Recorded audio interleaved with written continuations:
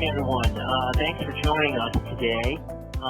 My name is John Scannapieco, and I chair the Baker Donaldson Global Business Team, and I also serve as a member of the Chamber's International Business Council Advisory Board. And I also have the distinct privilege of serving as the British Honorary Consul for Tennessee. In that role, I try to promote bilateral trade and investment between the state of Tennessee and the United Kingdom. So before we get started today, just a few reminders. Please keep your mic on mute, whether you're joining us on your computer or on your phone. I think the last 2 months we've all probably experienced some exciting moments when people did not have their mics on mute. So if we could do that, that would help us get the highest quality content, so please make sure there's no background noise. Also, we will have some time for questions from the Consul General. You can ask the Consul General following his remarks. So due to this format, if you could please type your questions into the chat box that is at the bottom of your window, and then we'll get to those later in the program. So today's event is a joint effort of Baker Donaldson and the Nashville-Chamber's International Business Council, the Tennessee World Affairs Council, and the Center for International Business at Belmont University. I encourage you, if you have a moment, to check out the Tennessee World Affairs Council webpage, as they have made a seamless transition to virtual programming that is focused on global affairs. And you can find these programs archived on the Tennessee World Affairs YouTube page, which is TNWAC, so TNWAC YouTube page, and offer great insights into the local impacts of COVID.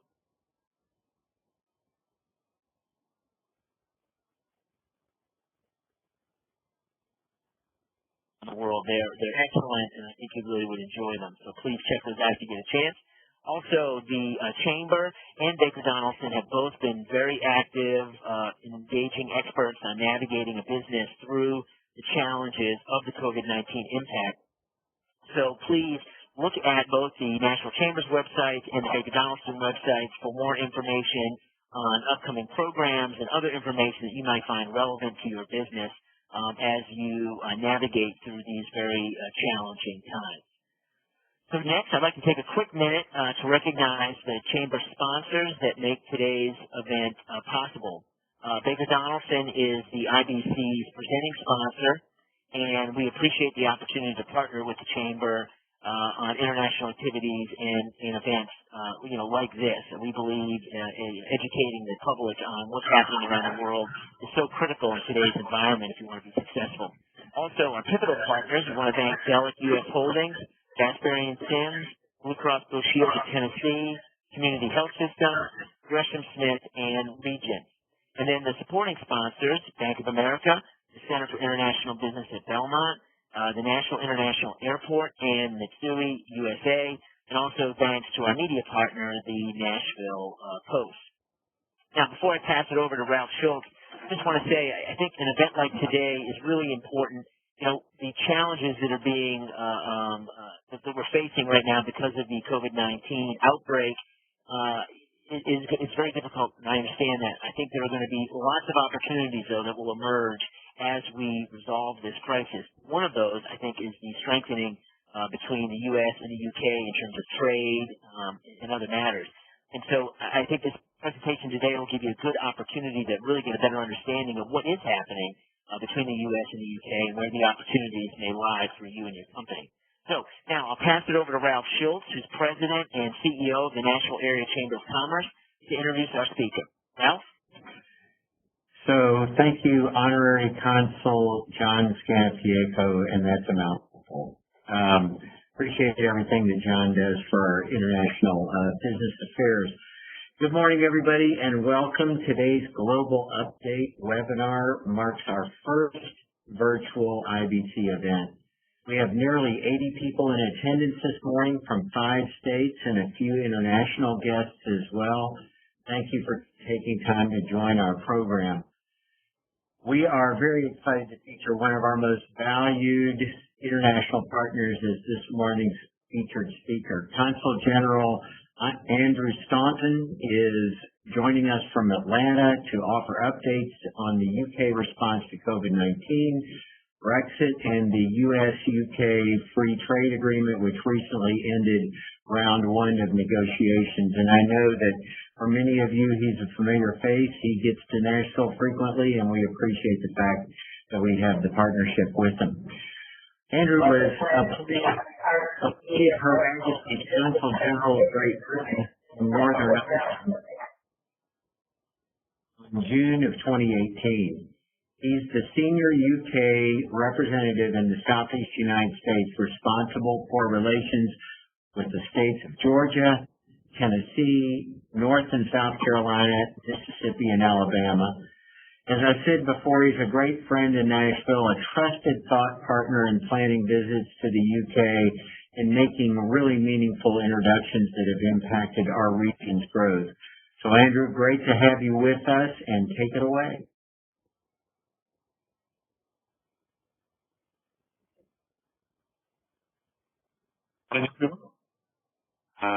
As Ralph said, Andrew Staunton. I hope everybody can hear me. It's just got Ralph's wonderful face on my screen. Anyway,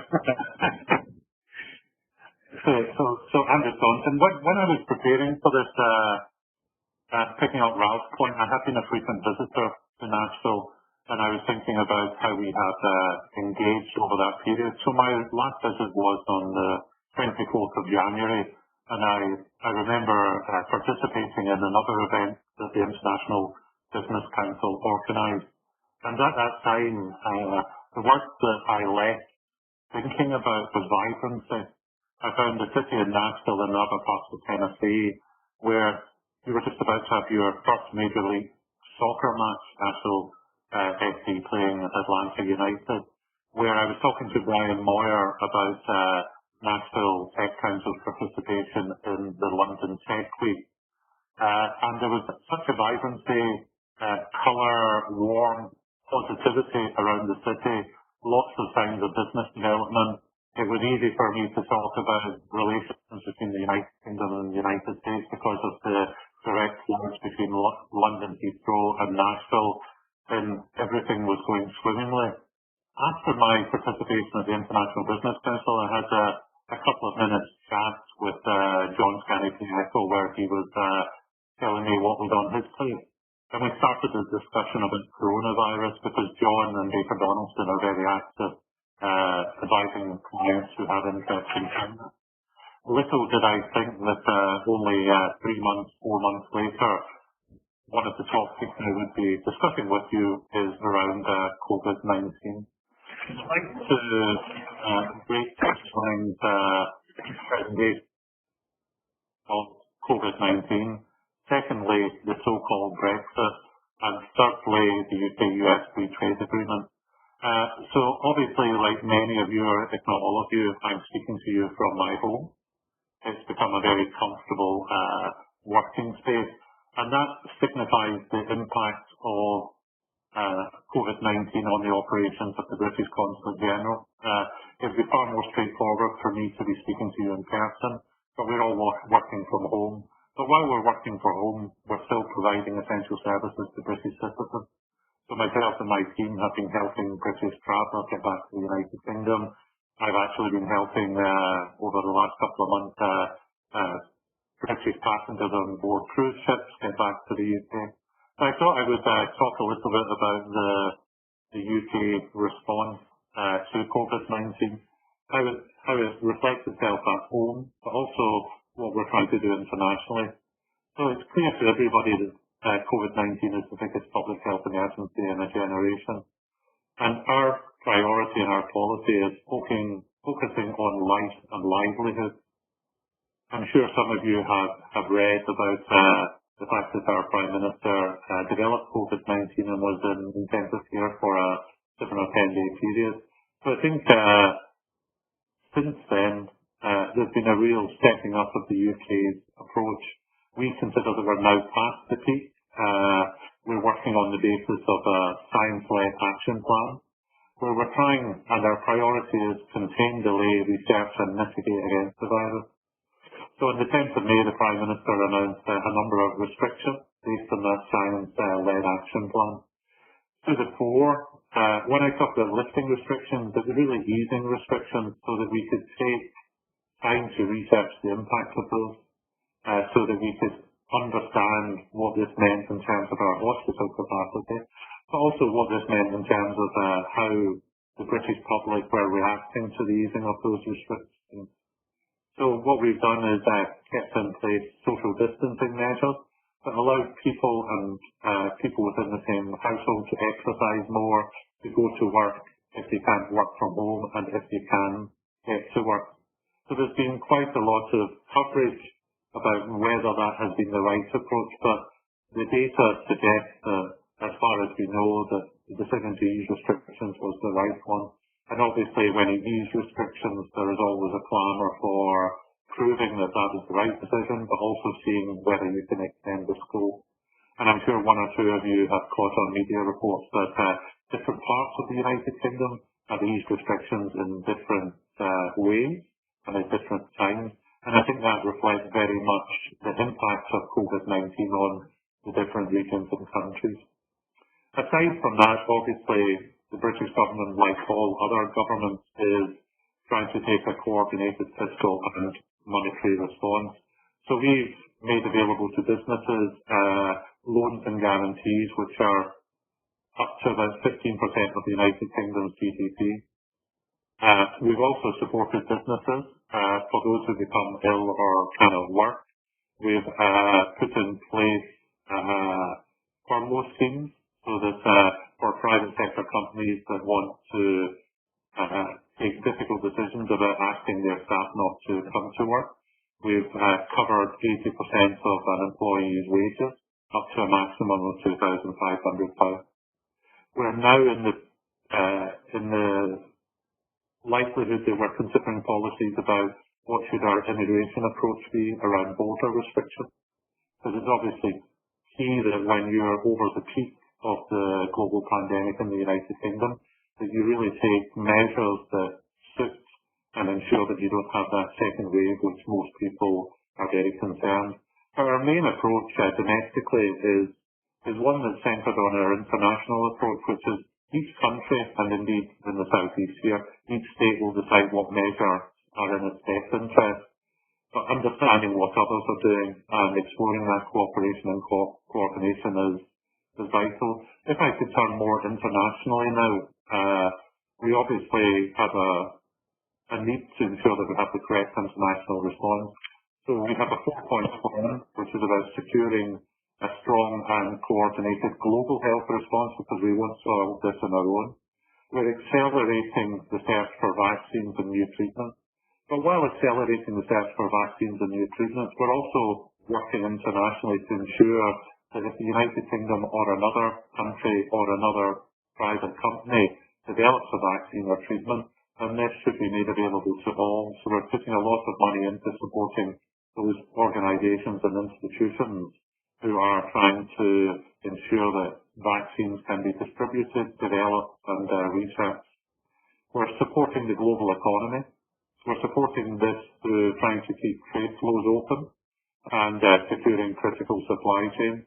And also, importantly, as a government looking to protect our citizens abroad, we're looking to keep transit hubs and transport routes open as far as we possibly can to support the flow of medical supply, aid and goods, as well as allowing our people to go home. So in terms of overall contribution, the government has provided a series of loans to employers, but we've also provided novel loans such as bounce back loans to allow companies to recover, both small and medium enterprises, but also some of our big businesses. We've announced more investments in our transport infrastructure. We're doing a lot on job retention schemes, a lot on trying to, as we've often discussed in Nashville, trying to ensure that that knowledge economy that we all know is coming and that Nashville is at the centre of has the opportunity to get through this very difficult period. So we're looking to invest in our startups so that they're able, through a series of grants and loans, to keep doing what they're doing, to keep their people involved, and to drive forward that innovation agenda. I'm more than happy to take questions on that at the end. I said I would come to Brexit, which, as many of you who have heard me before, has dominated most of the UK political debate for quite some period. But so I'll keep it a little bit briefer because I think I'm talking to an audience who knows much of what the current situation is. So the United Kingdom left legally the European Union on the 31st of January 2020. We're in a transition period that lasts up until the 31st of December 2020.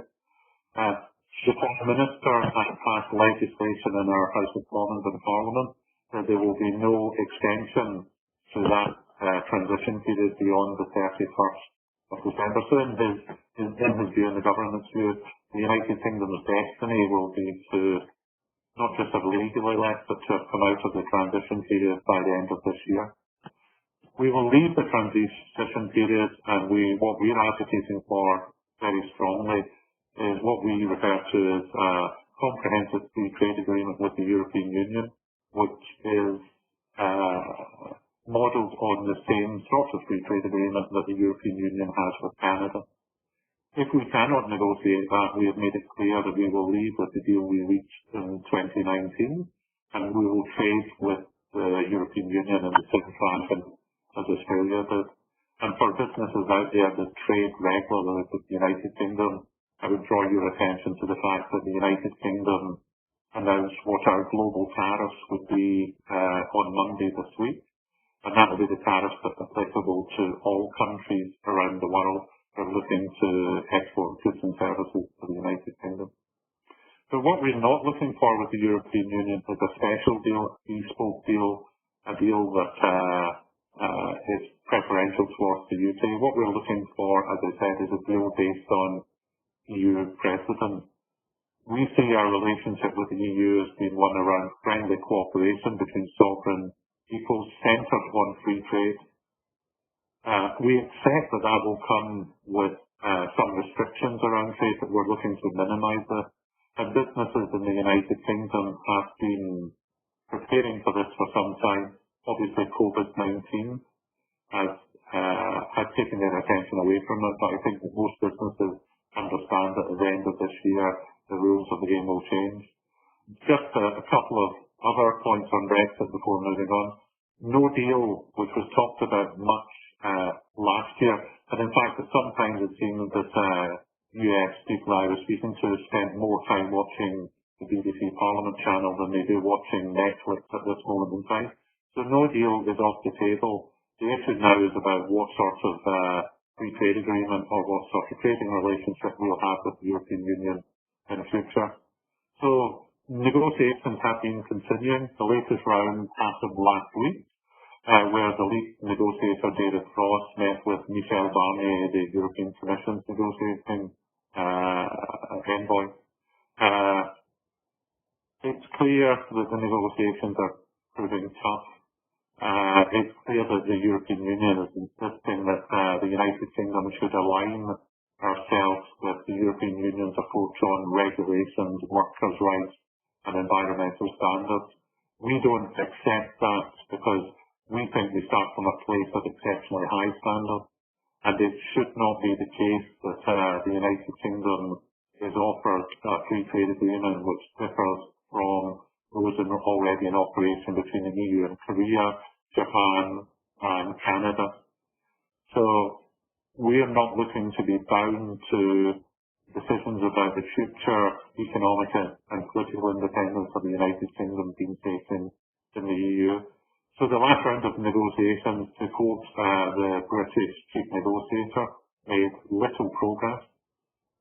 We think that we need to avoid bringing into being novel and contentious new measures that the European Union looks for us to align totally with their approach. Again, more than happy to answer questions on that. And the final thing I wanted to touch on before taking questions was obviously our legal decision to leave the European Union allows the United Kingdom to take back control of our international trade policy. I'm sure everybody in the line has understood how important trade policy between nations, between trading blocs, has become both as an economic development tool, but also in terms of geopolitics over the past year. And I think everybody in this call is aware that the United States has been in the vanguard of that. So at the moment, we are very glad, encouraged that the United Kingdom and the United States are working together to try and achieve a comprehensive free trade agreement between the UK and the US. So the first round of talks actually took place between the 5th of May and the 15th of May. They were led on the British side by International Trade Secretary Elizabeth Truss and Ambassador Robert Lighthizer led on the US side. There were 30 meetings over a 10-day period. They looked at all chapters of the free trade agreement and involved more than 200 negotiators. I think this was all done by secure virtual meetings, but they got into the substance because I think the United Kingdom's view and the portions of getting into the substance are twofold. These unprecedented times that we are living in have really shown to us that more trade is essential, that we need to ensure our supply chains are reliable. We need to ensure that we can get the products we need, including to deal with a public health emergency. At the time we need them and in the quantities we need them. So I think that this whole concept of the UK regaining its international trade policy competence will mean that we remain a global partner. We're looking for free trade deals. And it's clear that a UK-US free trade agreement will boost both UK and US businesses. And it will also bring jobs and investment to boost the economy in the United Kingdom, but also in the United States, including in Tennessee. So the talks ended very positively, and there's been agreement that we will work at an accelerated pace. The next round of talks is scheduled for the 15th to the 22nd of June. There will be lots of interprofessional work, and all aspects of the comprehensive free trade agreement are under discussion. So that's positive, constructive, and a mutual commitment to make this happen. It's important to bear in mind that we're bringing together in a free trade agreement the first and fifth largest economies in the world. We have a very sophisticated trading relationship with more than $1 trillion invested in each other's economy. You'll have heard me say before, two-way trade is $250 billion per year, and each day more than 1.5 million American citizens go to work for British companies, and each day more than 1.5 million British citizens go to work for American companies. So what we're looking to do is to be ambitious. Next steps, and where we've seen particular progress, and which is leading to that high ambition, has been around services, investment, digital trade. So we see opportunities for business. We see benefits for workers, consumers and farmers. Small and medium enterprises will be a strong focus of this work because I think everybody here understands that SMEs are the backbone of our economies. And it's abundantly clear when I talk about accelerated pace that both the US negotiators and the UK negotiators are looking to deliver this quickly, comprehensively, swiftly, and to the benefits of all. And so that commitment to a free trade agreement isn't where it ends, as I think John and Ralph said earlier. What we are trying to do is to ensure that British companies who are in the vanguard of tech development, who are in the vanguard of future of mobility, who are in the vanguard of helping us all live healthier lives, come to states like Tennessee, come to Nashville, come to Knoxville, come to Memphis, and bring that talent here to work collaboratively with you. And that's why I'll finish where I started. But we need to look forward. We need to look forward in a way that remembers that vibrancy, that remembers those connections, that remembers that the UK is a very reliable partner, but also remembers it's not just vibrancy that Nashville, Memphis and Knoxville issue. It's established relationships. It's some of the world's brightest brains. It's some of the world's brightest healthcare facilities. And I think we need to all come together in some form of common good. And I'll just end with the best news that I had. I started with soccer and I'll finish with soccer. Although Nashville SC haven't been able to play games, neither were my team, Glasgow Celtic FC, but we were just announced as Scottish champions. So that's been the best news I've had for some time. And I look forward to the day when Nashville FC win the MLS and we're all back to a period of normality. Thank you very much.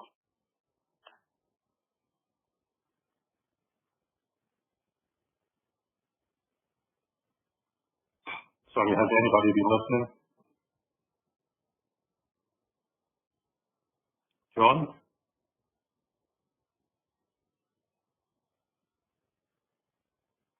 Harley?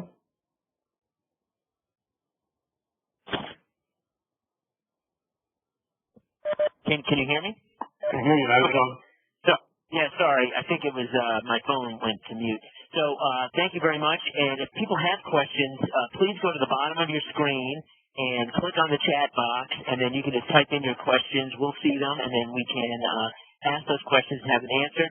Obviously, we want to make sure that we're providing you with the information that you would like to know, and making it more interactive. We find is always a better approach. But we have one question right now from Pat Ryan, who is president of the Tennessee World Affairs Council. And Pat has asked, the COVID-19 pandemic crisis has heightened the tensions between the U.S. and China, with the World Health Organization being a point of contention.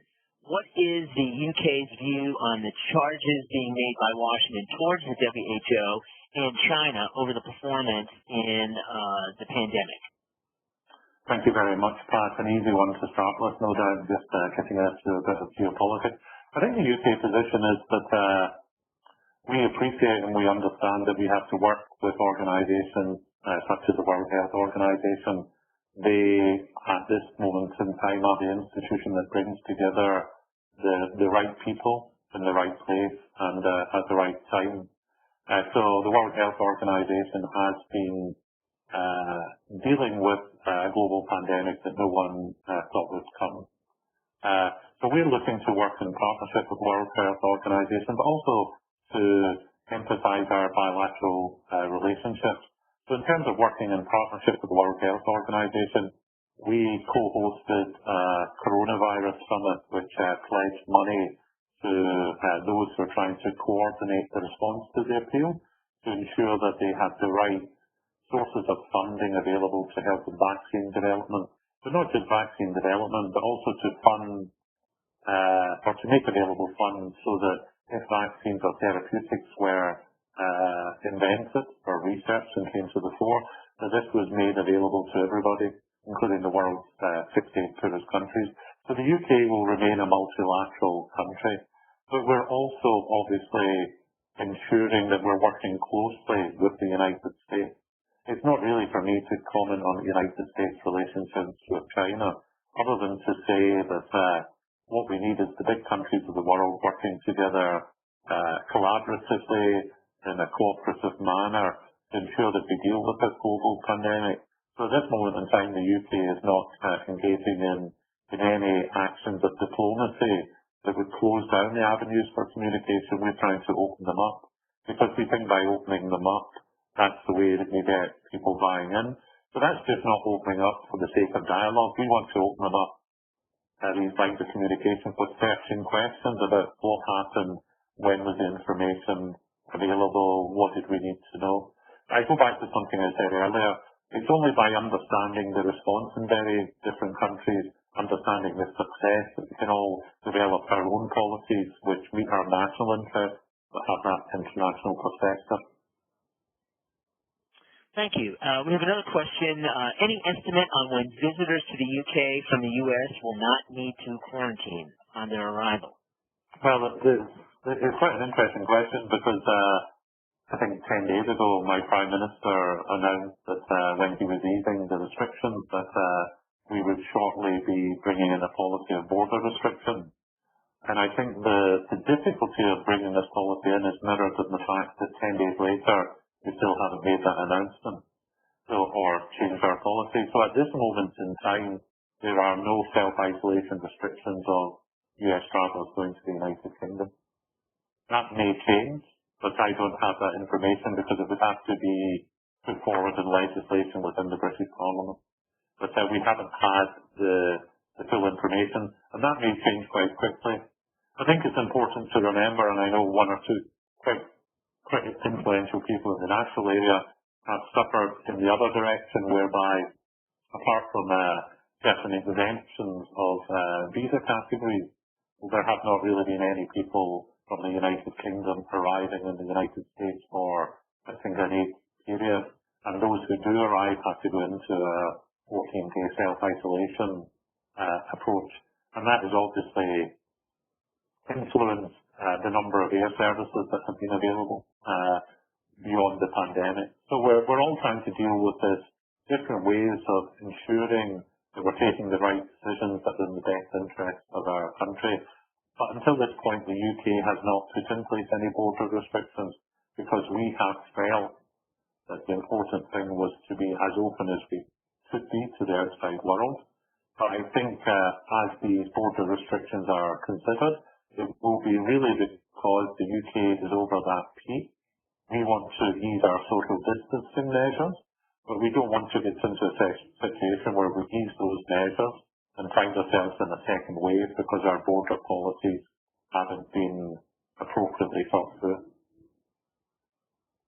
Another question, do you believe the UK will have a COVID-19 insurance backstop offered soon? I would be speculating if I did. What I would say is that for many people on the line, they will understand the importance of the City of London in terms of insurance, reinsurance and brokerage. And some of the most innovative approaches aren't always government-led, but they're the insurance industry looking ahead, looking over the horizon. So it would not surprise me if some of these people who move the insurance market were looking at some form of different approach around COVID. Again, that would be pure speculation, but if such a thing does come to be an approach in our toolkit against COVID, I would certainly expect the UK to be at that table from a government perspective, also at that table in terms of the big business interests and consumer interests that would be brought to bear. But it may be one of those that is best to avoid speculation and see what transpires as the approach matures.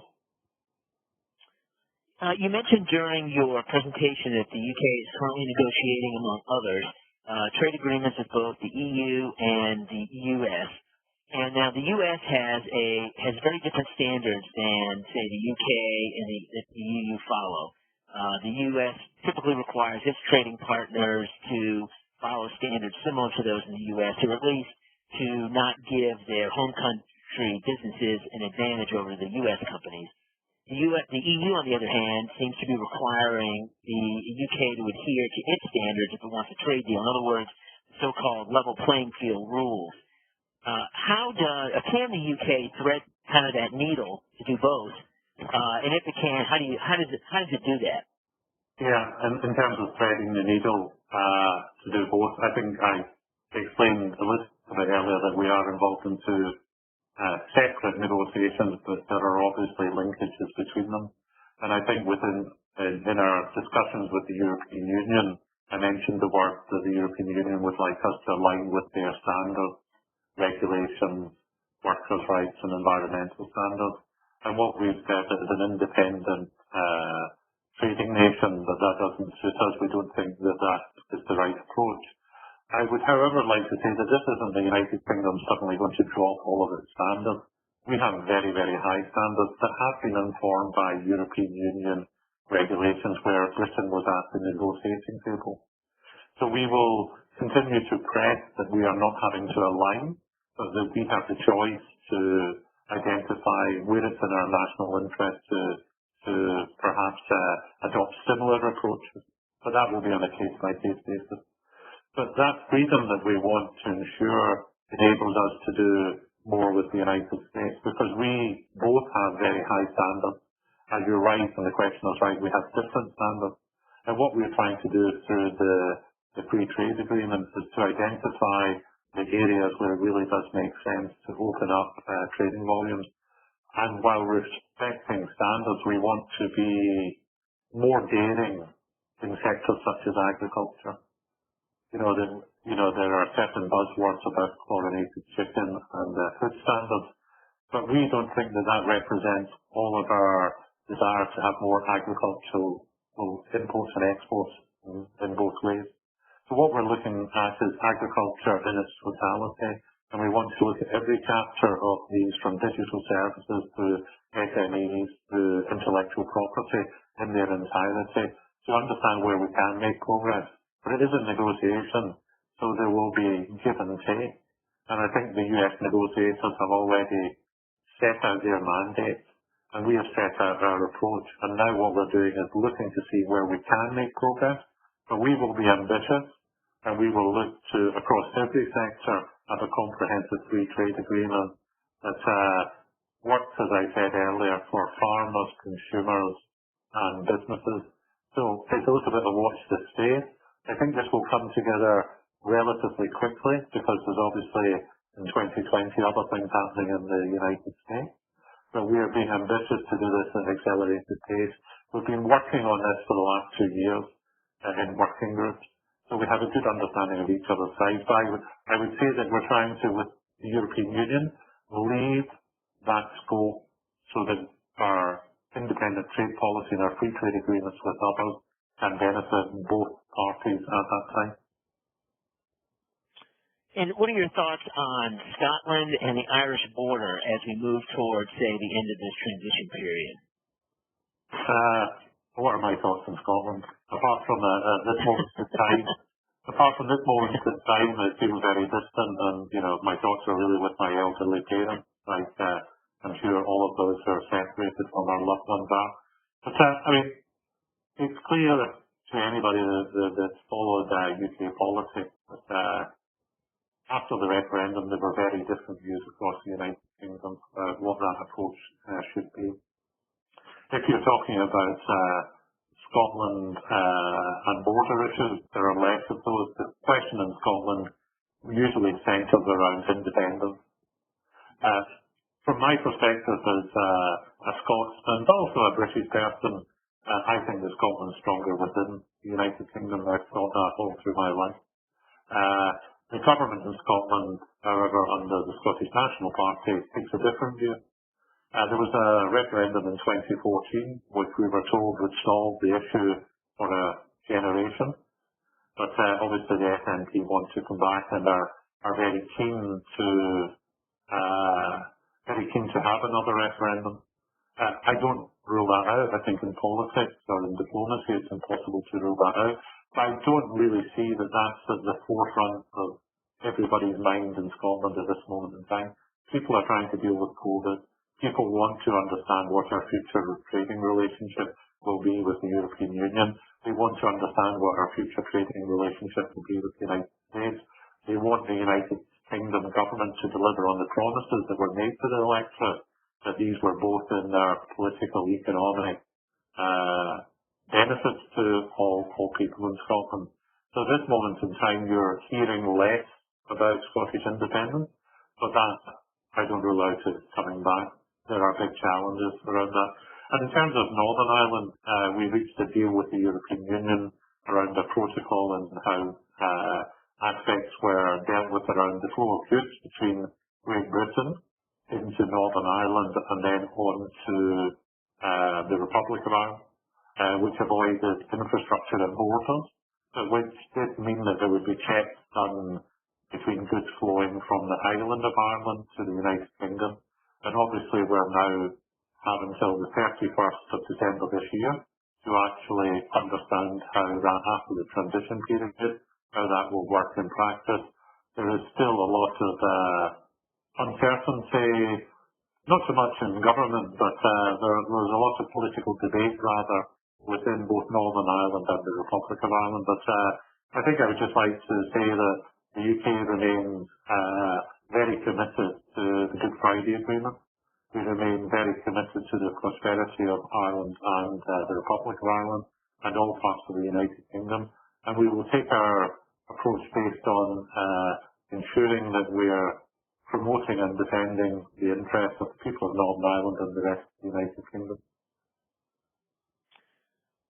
So we have a question about, I guess, some of the Brexit interests that were somewhat anti-immigration and border control vote. And has the public sentiment changed regarding migrant workers in light of COVID-19, whether it's agricultural workers or care workers?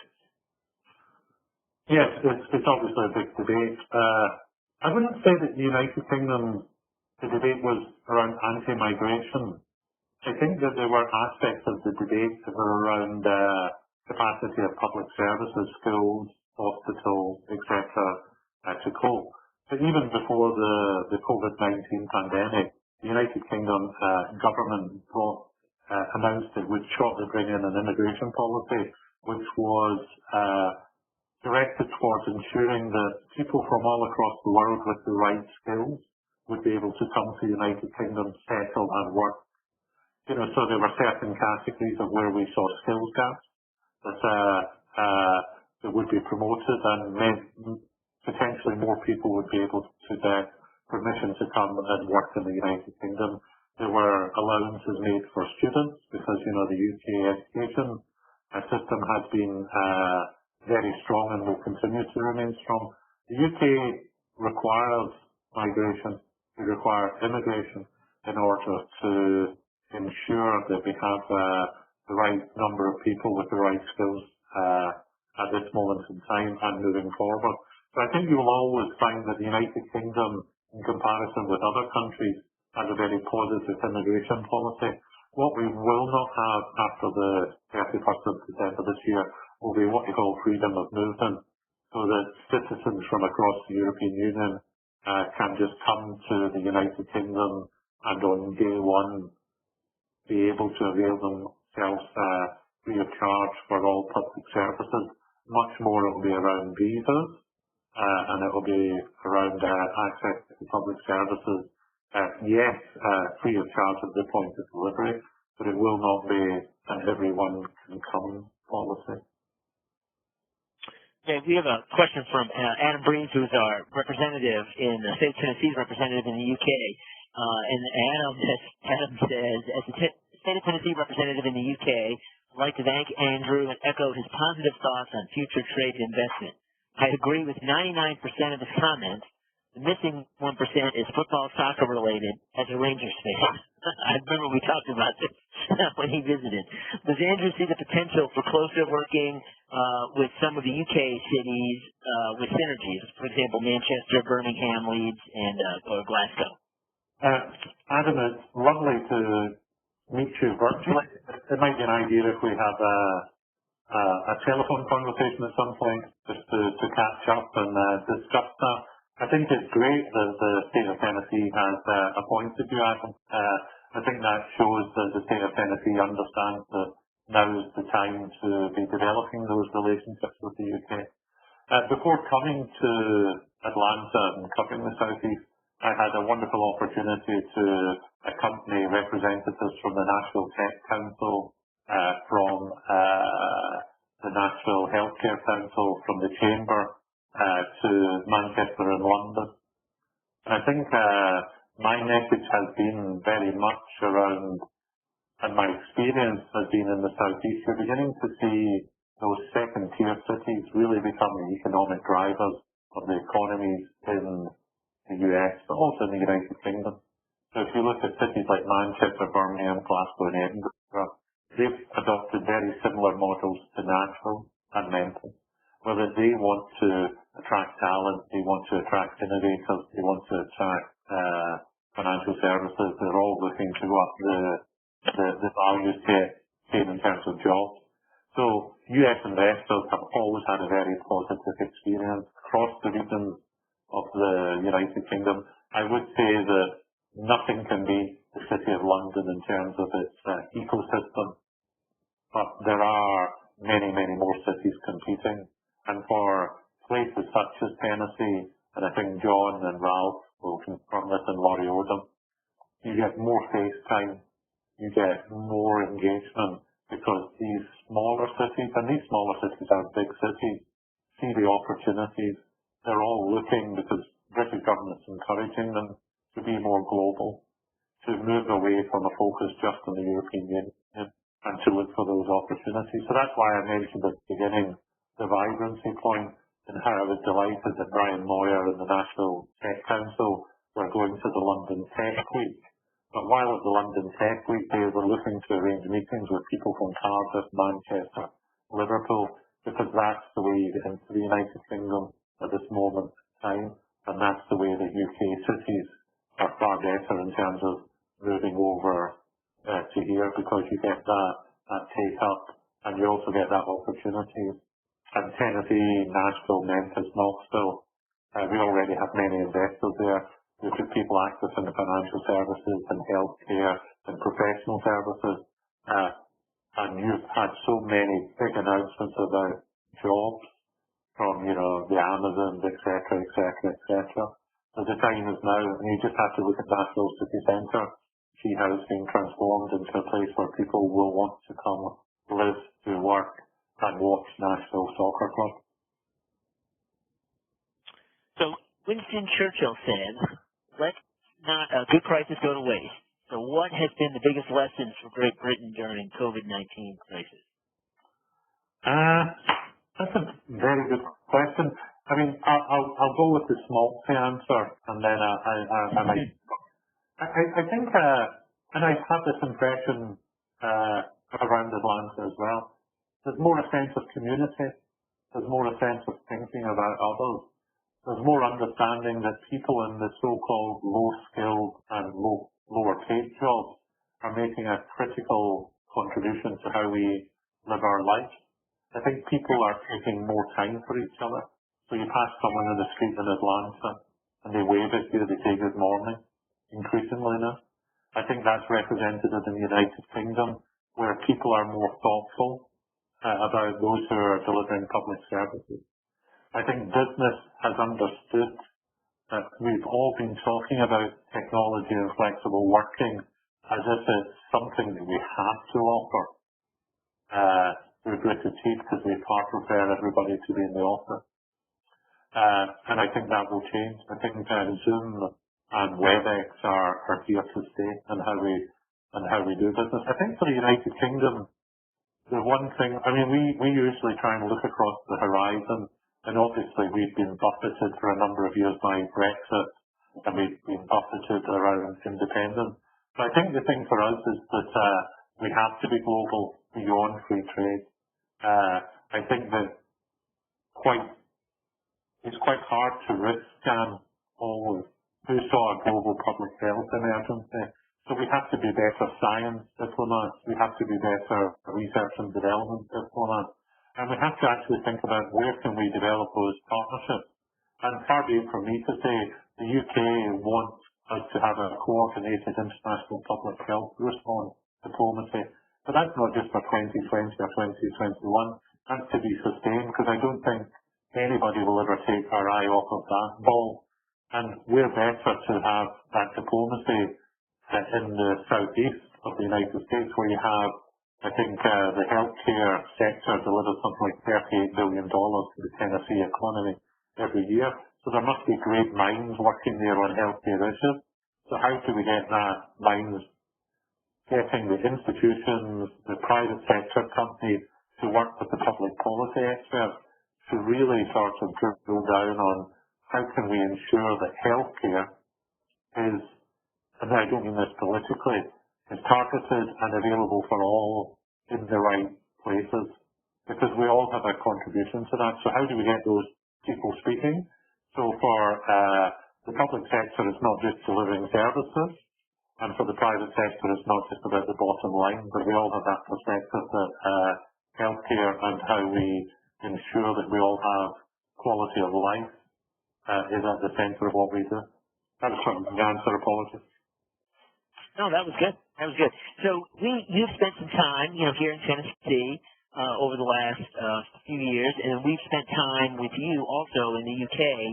What industry sectors do you think, and in light now of the crisis and hopefully a free trade agreement with the U.S. soon, rather than later, what do you see maybe as some of the industry sectors that may have the most promise in terms of creating these kind of cross-border collaborations or opportunities?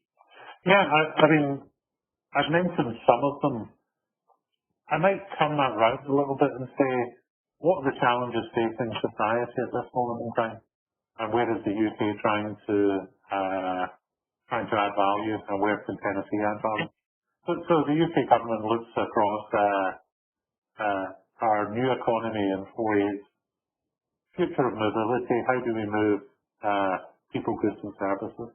Second, how do we deal with an ageing society to give them more quality of life for a longer period?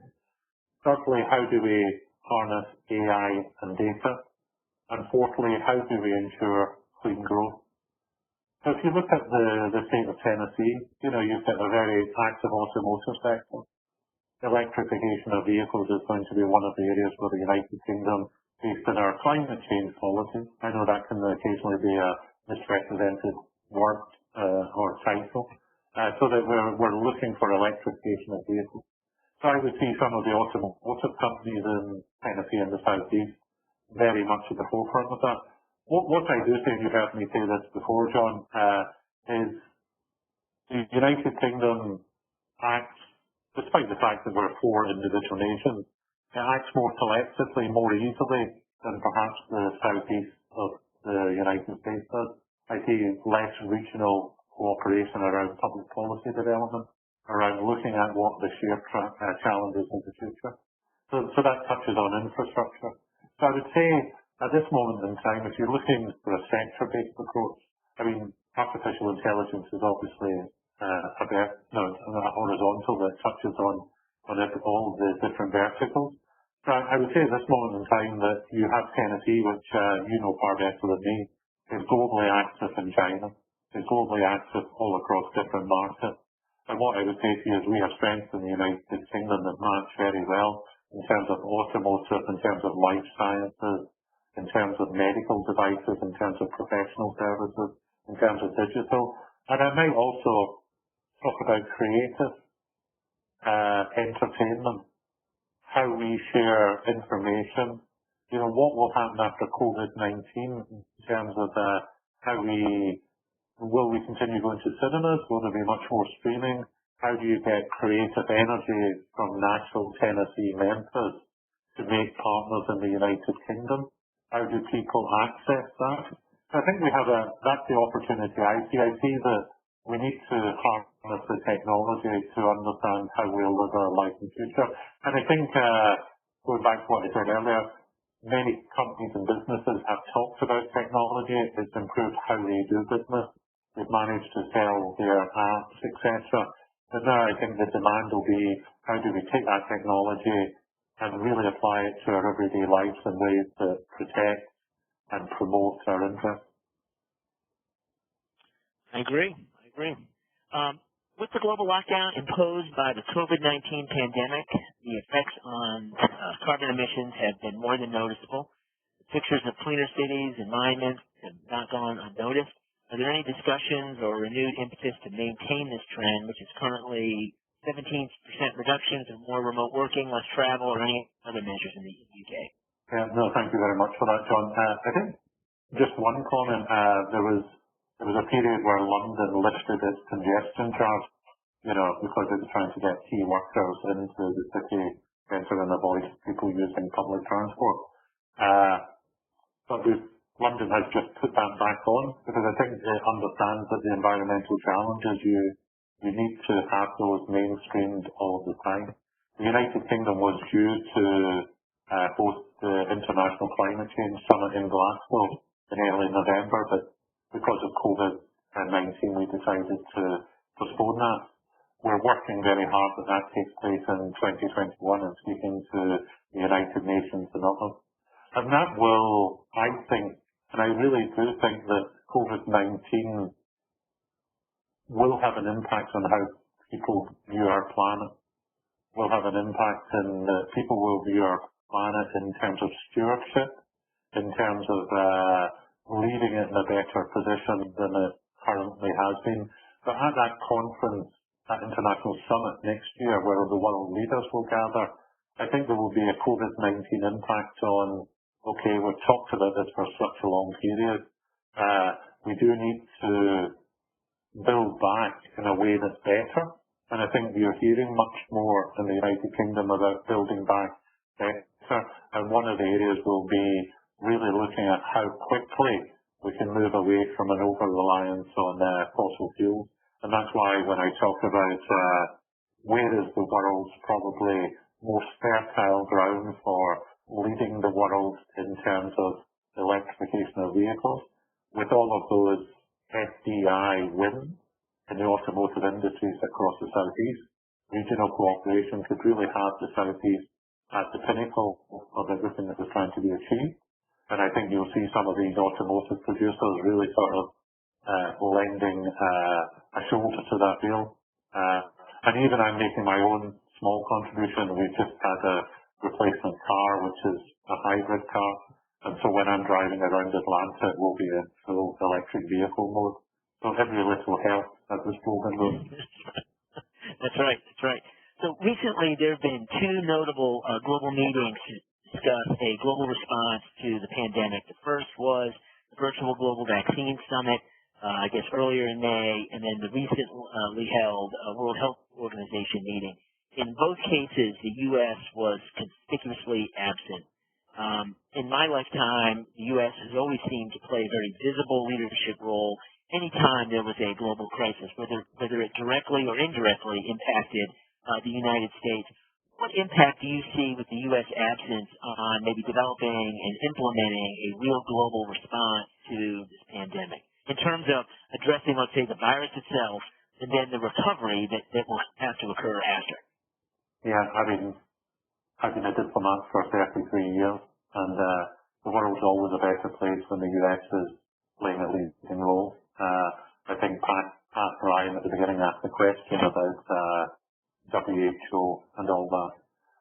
What I would say, however, is that the UK will host virtually the vaccine summit on the 4th of June, and the US will be represented as that. And the US is doing a lot internationally, perhaps outside decisions around funding the WHO. It is doing a lot internationally to support that vaccine summit to be a success.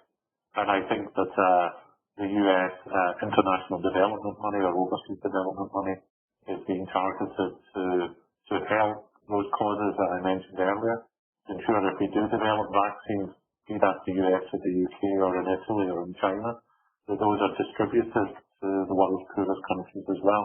So I think the headlines might capture the political developments, but the institutional architecture of the US continues to play a very, very positive and strong role internationally in terms of ensuring we have the right therapeutics and vaccines.